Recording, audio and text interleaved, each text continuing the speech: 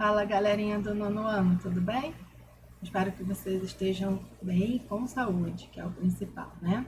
Então, nossa aula de física dessa semana é de leis de Newton. Nós vamos falar um pouquinho sobre essas três leis que estudam o movimento dos corpos. E no final dessa aula vai ter uma lista de exercícios que eu quero que vocês façam e depois eu vou divulgar o gabarito comentado, tá bom? Então, vamos à nossa aula.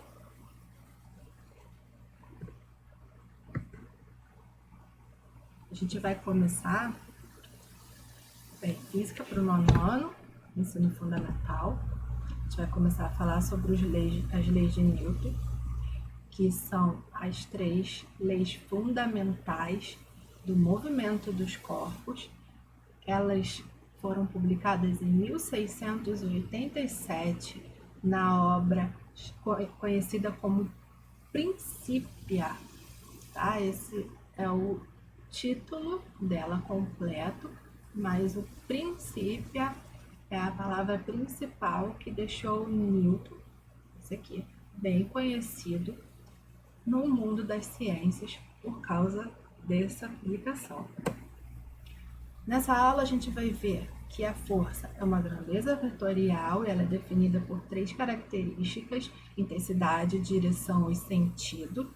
A gente vai ver também que a força ela é obtida através da interação entre objetos e a gente consegue calcular a força resultante nesse objeto através de três leis, que são as três leis de Newton. A primeira lei é a lei da inércia. A segunda, também conhecida como princípio fundamental da dinâmica, é a única que tem fórmula, que diz que a força resultante é massa vezes a aceleração que esse corpo obtém. E a terceira lei de Newton é a ação e reação. Então vamos lá. O que é força? A força é um agente físico capaz de alterar o estado de repouso ou de movimento de um corpo e também causar deformações em um corpo material. Ela é resultado da interação entre objetos, dois ou mais objetos.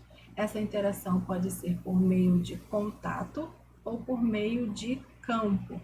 Exemplos de força de interação por contato. Tenho aqui, a força aplicada ao carrinho, quando esse homem está empurrando esse carrinho. Força de tração ou tensão aqui na corda, quando as pessoas puxam essa corda.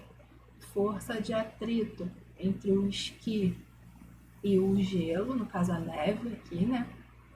E exemplos de força de campo, a gente tem força magnética através desse ímã, força gravitacional, que é a força da gravidade que está puxando esse paraquedista para baixo. Bom, vamos falar um pouquinho sobre a grandeza escalar e diferenciá-la de grandeza vetorial. A grandeza escalar, ela só é definida por intensidade ou módulo com um número qualquer seguido de uma unidade.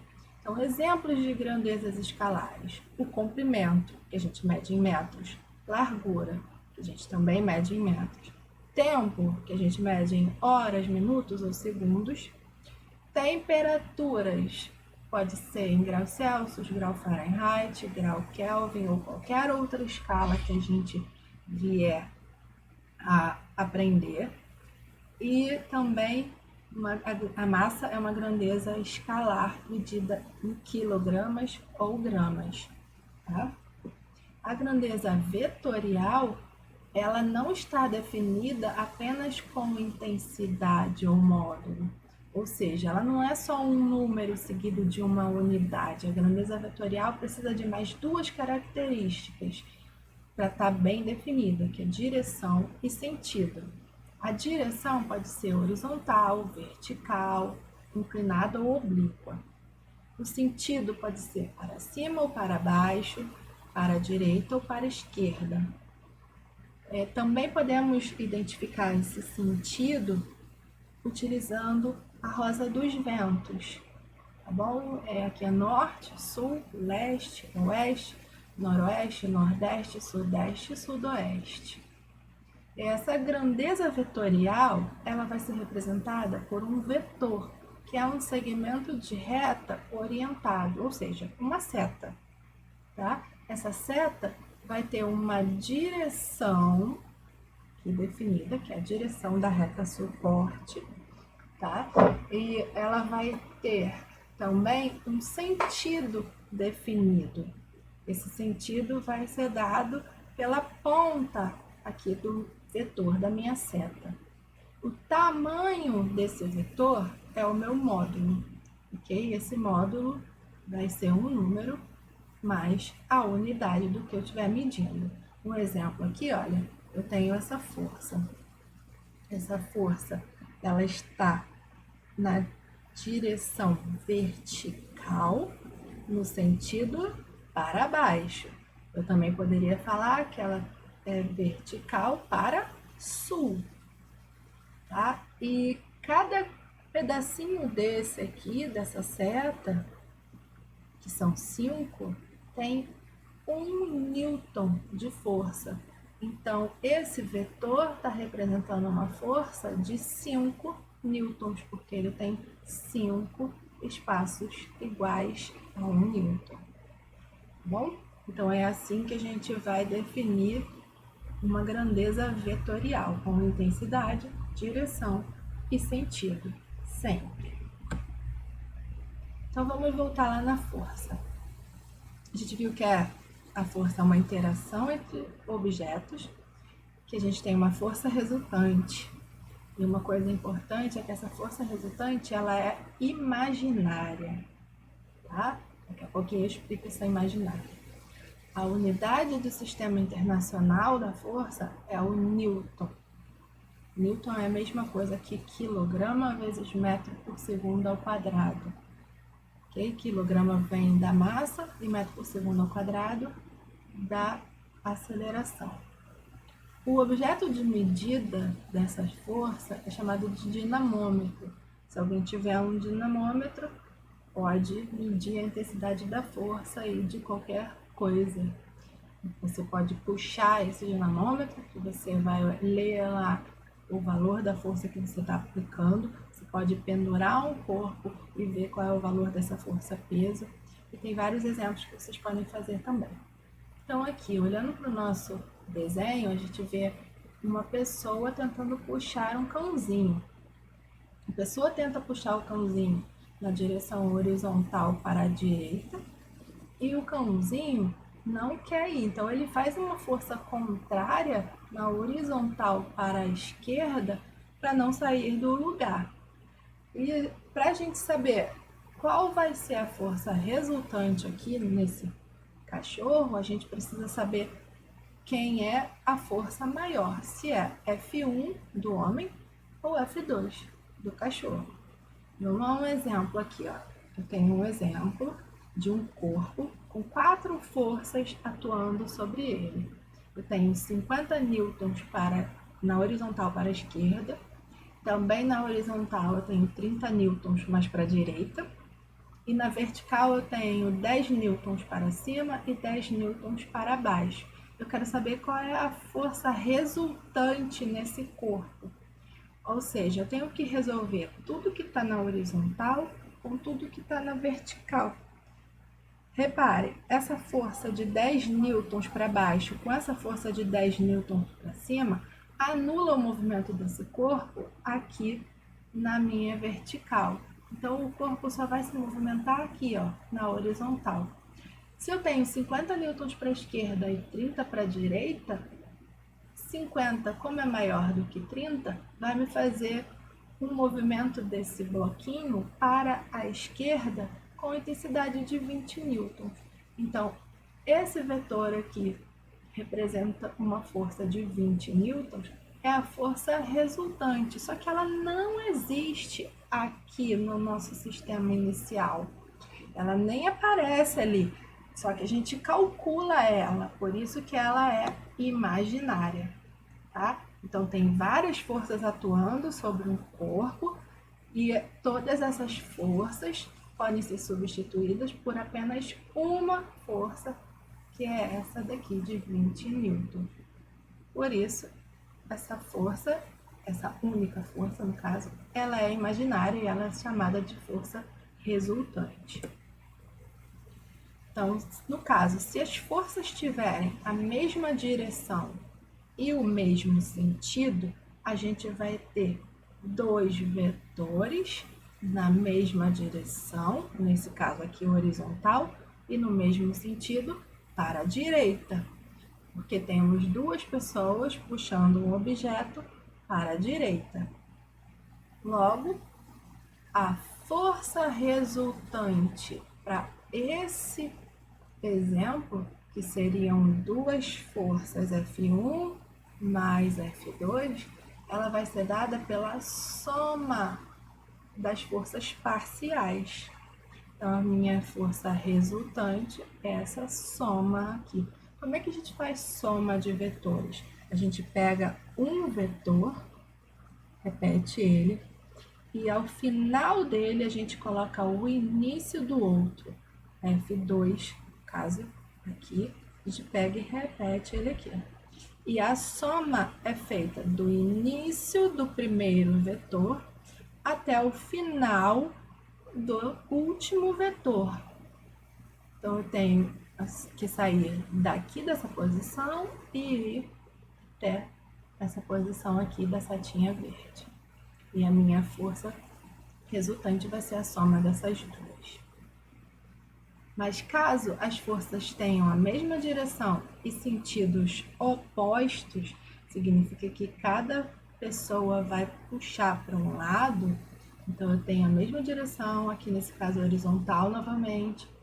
Uma pessoa faz uma força F3 para a esquerda, a outra pessoa faz a força F4 para a direita. Eu preciso saber qual é a força resultante aqui nesse meu sistema. Então, eu vou pegar minha força F3 e vou botar aqui, desenhar ela. E pego a minha força F4 e coloco no final de F3, ok? E coloco a força F4 para a direita. Então, a minha força resultante, eu saio do início de tudo, que era aqui no começo de F3, e vou até o final de tudo, que é lá o finalzinho do F4. Então, eu tenho esse tamanho aqui, ó, esse vetorzinho de força resultante. Logo, quando a direção for a mesma, mas os sentidos forem opostos, a força resultante vai ser a diferença entre a maior força e a menor. No caso, F4 era maior que F3, isso me deu uma força resultante na mesma direção e sentido de F4. Se as forças forem oblíquas, ou seja, se elas não estiverem na mesma direção, eu tenho dois casos. Primeiro, de ângulo reto entre as forças, ou seja, estou formando 90 graus aqui, ó, entre as forças dessas cordas que as pessoas estão puxando essa caixa, tá? E o segundo caso é um ângulo qualquer. Eu não sei qual é o ângulo entre as forças F5 e F6 aqui das pessoas, não sei que ângulo é esse, mas ele não é 90 graus. Poderia até ser 90 graus, que a fórmula aqui também vai dar certo. Então, como é que a gente faz essa soma vetorial aqui? A gente só sabia fazer soma vetorial colocando o início de um no final do outro, né? Ou seja, quando os vetores estivessem na mesma direção. Agora eles não estão. Como é que a gente vai fazer isso? A gente precisa utilizar a regra do paralelogramo. Que regra é essa? A gente tem que pegar os vetores, repetir eles na mesma posição que eles estão e depois levar cada vetor para a parte da sua frente, no paralelo a ele. Então, eu tenho F6 que vai ficar nessa posição aqui. E a gente completa, ó, um paralelogramo. Aqui também a mesma coisa, ó, F6, F5. Eu pego o F5, repito aqui no final de F6, na mesma direção e sentido. Pego o F6, repito aqui no final de F5, na mesma direção e sentido. E eu obtenho o paralelogramo. a minha força resultante, FR, ela vai ser a diagonal desse paralelogramo, saindo do início de tudo ao final das setinhas que a gente projetou, tá bom? Então, a gente tem, ó, força resultante é diagonal do paralelogramo. Mas qual é a intensidade dessa força ou dessa? Como é que eu consigo calcular essa força? Se eu souber F5, F6 e esse ângulo, no caso esse também, a gente consegue calcular essa força resultante. Para o primeiro caso, a gente utiliza o Teorema de Pitágoras, que diz que a hipotenusa, aqui ó, o triângulo retângulo, né? E a hipotenusa é minha força resultante. Então, essa regrinha diz que a força resultante ao quadrado igual a F5 ao quadrado, que é um cateto, mais o F6 ao quadrado, que é o outro cateto desse triângulo retângulo aqui. E aí a gente calcula essa força resultante resolvendo essa equação, que é a equação do Teorema de Pitágoras. Caso o ângulo não seja 90 graus, seja diferente de 90, a gente precisa utilizar a fórmula um pouquinho maior, que é a chamada lei dos cossenos. Note que até esse segundo sinal de mais aqui, a fórmula é igual à anterior. Força resultante ao quadrado igual a F5 ao quadrado mais F6 ao quadrado. E a gente tem um complemento aqui, que vai ser mais 2 vezes F5 vezes F6 vezes o cosseno do ângulo que é dado aqui entre as duas forças. Vamos a um exemplo. Considere os vetores abaixo. Esses vetores aqui, A, B, C, D e E. Determine a direção, o sentido e a intensidade da soma resultante em cada caso. Eu quero o resultado da soma, tá bom? Então, observe que cada lado do quadrado da malha quadriculada equivale a 2 unidades de medida, ou seja, 2U. Aqui, ó, ele indica aqui, ó, que cada lado desse quadradinho aqui tem 2 unidades de medida. Então, na letra A, eu quero a soma entre os vetores A e E. O vetor A é horizontal para a direita, o vetor E vertical para cima. Então, já vi que um vetor horizontal com um vetor vertical vai formar um ângulo de 90 graus. Se eu tenho dois vetores que vão ser somados com um ângulo de 90 graus entre eles, o meu vetor soma resultante vai ser calculado pelo Teorema de Pitágoras. Então, eu vou usar S1 ao quadrado igual a A ao quadrado mais E ao quadrado. Quem é A e quem é E? O A, note aqui, ó, ele tem 1, 2, 3 quadradinhos preenchidos. Então, ele vai ter 2, 4, 6 unidades. 6 unidades. O E tem 1, 2, 3, 4 quadradinhos preenchidos. Logo, ele tem 2, 4, 6, 8 unidades. 8 unidades. Eu vou pegar esse 6 e vou substituir aqui. Esse 8 vou substituir aqui. Então, 6 ao quadrado dá 36. 8 ao quadrado, 64. 36 mais 64 vai me dar 100. Só que 100 unidades quadradas é o S1 ao quadrado. Eu não quero o S1 ao quadrado, eu quero quem é o S1 só. Logo, o S1 vai ter que ser raiz de 100 unidades quadradas. Quando tiro raiz de 100, é 10. Raiz de U quadrado, U. Então, o meu S1 tem 10 unidades. Se eu conseguisse colocar ele reto ali na malha, eu pegaria ele e dividiria em 1, 2, 3, 4, 5 partes. Então, o S1 tem intensidade de 10 unidades, a direção dele é oblíqua e o sentido nordeste. Segundo exemplo, eu quero a soma 2 de A mais D. A e D são dois vetores horizontais e ambos estão para a direita. Então, eu tenho a soma de dois vetores na mesma direção e no mesmo sentido. O A tem 6 unidades, que a gente já viu aqui.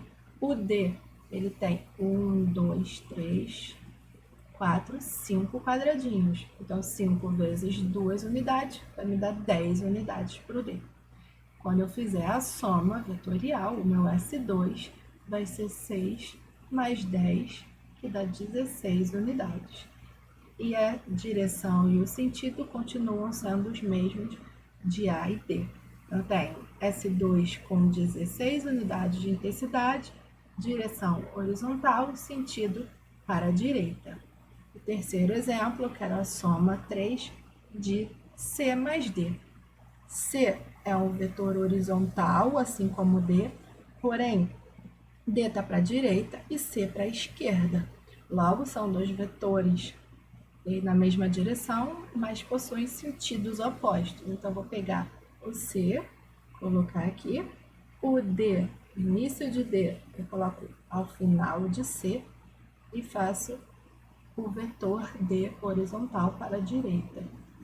A diferença entre o início de C e o final de D é a minha soma 3. Então, eu estou calculando, na verdade, uma diferença entre os vetores D e C em módulo. O vetor D a gente já viu aqui que tem 10 unidades. O vetor C só ocupa 2 quadradinhos. Então, 2 vezes 2, o vetor C tem 4 unidades. 10 menos 2 dá 6.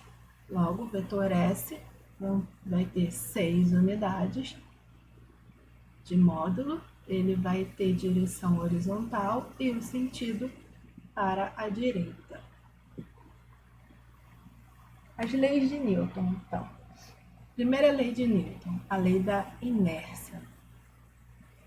Aqui tem um diálogo entre o Garfield e o pai dele. O pai dele fala que ele é preguiçoso. Garfield fala que só está conduzindo uma experiência científica, que está tentando testar a primeira lei da física, que diz que corpos em repouso tendem a permanecer em repouso. É mais ou menos isso. Tem outra condição aí também. Vamos lá. A primeira lei de Newton fala da inércia, então significa que a força resultante no corpo ou no objeto é zero. Se a força resultante é zero, então a aceleração do corpo também é zero. E eu tenho duas possibilidades de ter aceleração zero. Uma, quando o corpo está parado, ou seja, em repouso, essa velocidade dele é zero, ou quando a velocidade desse corpo é constante, então ele não acelera. Aí esse movimento vai ser uniforme. Logo, a primeira lei de Newton, que é a lei da inércia, diz que um corpo em repouso tende a permanecer em repouso, ou um corpo em movimento uniforme tende a permanecer em movimento uniforme, a não ser que uma força externa haja sobre ele, para poder modificar essa inércia desse corpo. A segunda lei de Newton fala do princípio fundamental da dinâmica. É a única que tem fórmula e diz que a força resultante em um corpo é a massa desse corpo vezes a aceleração que ele adquire. A massa ela vai ser medida em quilos. A aceleração, que não pode ser zero, já que a gente vai medir uma força, ela vai ser medida em metros por segundo ao quadrado. A força resultante, que também não vai ser zero por ter aceleração, ela vai ser dada em newtons. Essa aceleração, ela depende da força aplicada no corpo e também depende da massa do corpo. A massa e a aceleração desse corpo são inversamente proporcionais, ou seja, se você aplicou uma força em um corpo, ele vai desenvolver certa aceleração. Se você aplica a mesma força num corpo de massa maior, significa que essa aceleração vai ser um pouco menor, tá? Então, elas são inversamente proporcionais. A terceira lei de Newton fala da ação e reação. Essas forças, elas sempre ocorrem em pares. tá? Ou seja, precisa de dois corpos, a interação entre dois corpos para poder existir. Elas vão possuir a mesma intensidade, então a força que o primeiro corpo faz sobre o segundo vai ser igual à força que o segundo faz sobre o primeiro. Vai ter a mesma direção, ok?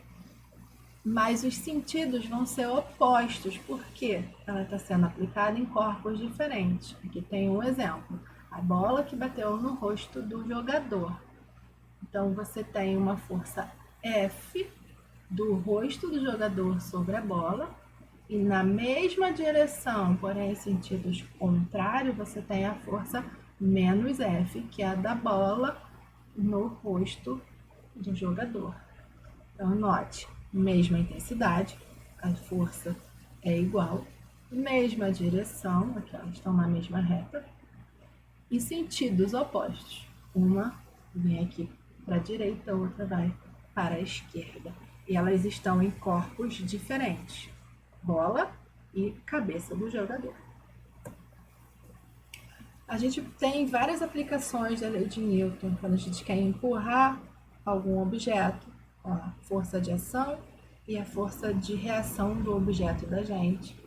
É aqui nesse foguete, quando tem a combustão aqui no motor, ela pratica uma ação para o foguete começar a voar, e a reação é empurrar esse foguete para frente. Duas forças importantes que a gente vai ver em detalhes já já é a força-peso e a força normal. Força-peso, todo corpo que tem determinada massa, ele possui um peso. E a reação dessa força-peso está sempre aplicada lá no centro da Terra. Mesma direção e em sentidos opostos. Então, uma é P, outra é menos P. Normal, a mesma coisa, é uma força de sustentação, quando a gente tem interação entre um corpo e uma superfície. Então, esse livro apoiado nessa mesa me dá uma normal aqui, ó, para cima, que é a força que a mesa está fazendo para manter esse livro em pé, ou seja, no lugar que ele está, não deixar ele cair até o solo, tá? E a normal de reação é menos N, e ela está aplicada aqui, ó, na mesa. Tá vendo? Sempre aplicada em corpos diferentes. Força-peso. Vamos lá, é a força especial que eu falei para vocês que teriam o peso e a normal. Se a gente viu que a força resultante é massa vezes a aceleração, então a gente pode escrever que essa força, que é o peso, vai ser igual a massa vezes a aceleração da gravidade. Então, a aceleração da gravidade é aquela que puxa todos os corpos para baixo. O que significa esse para baixo? Significa para o centro da Terra. Então, aqui, ó, a Terra, a massa está aqui, qualquer corpo tem um peso, nesse caso para baixo, e a reação está para cima e aplicada no centro da Terra. Ação da força-peso P, essa aqui, local de aplicação no corpo. A reação da força-peso menos P, e o local de aplicação é no centro da Terra. Então, notem, em dois corpos diferentes, tá? Um exemplo. Suponha que cada maçã tenha 100 gramas e que estamos considerando a gravidade do planeta Terra de aproximadamente 10 metros por segundo ao quadrado. Responda.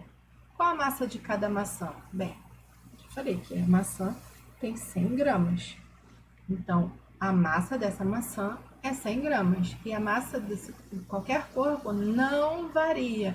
Mesmo que eu retire ela daqui da Terra e coloque em outro planeta ou em qualquer outro lugar do sistema solar, a massa desse corpo não vai variar, ela vai continuar com 100 gramas. Como a massa tem que estar medida em quilos, é só transformar de grama para quilos ou dividir por 1000, vai dar 0,1 quilogramas.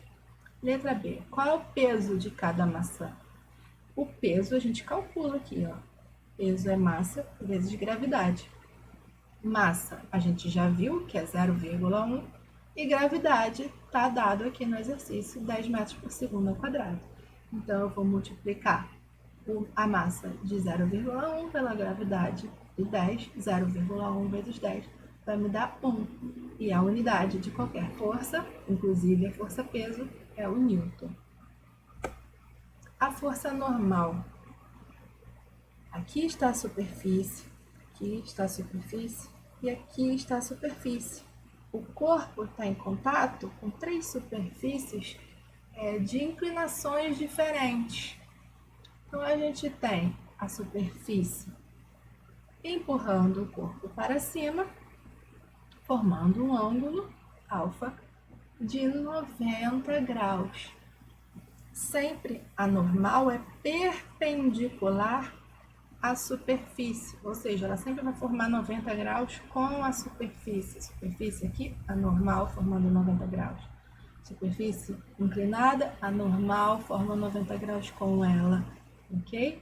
Então, a ação da força normal vai ser o meu N, o local de aplicação, o corpo. A reação da força normal é menos N. Então, eu tenho um menos N aqui para baixo, na mesma direção, só que em sentido contrário à minha normal. E o local de aplicação dessa reação da normal é a superfície na qual o corpo está apoiado. Aqui eu teria uma normal nessa direção horizontal e sentido para a esquerda, que eu teria uma normal inclinada aqui no sentido sudoeste. Tá? Então, a normal é sempre perpendicular à superfície de contato e ela sempre forma 90 graus com essa superfície. Olha um exemplo de uma superfície irregular, o bloquinho em 3 posições diferentes dessa superfície, e em cada posição a normal aponta para um lugar diferente, mas note que sempre ela faz 90 graus aqui com a superfície. Para finalizar a lista de exercícios de vocês, eu quero que vocês vejam todo o material de realidade aumentada que tem na apostila. Façam as atividades das páginas 75 e 76 e também o exercício de olho na prova da página 76, ok? Fiquem com Deus, até a próxima aula.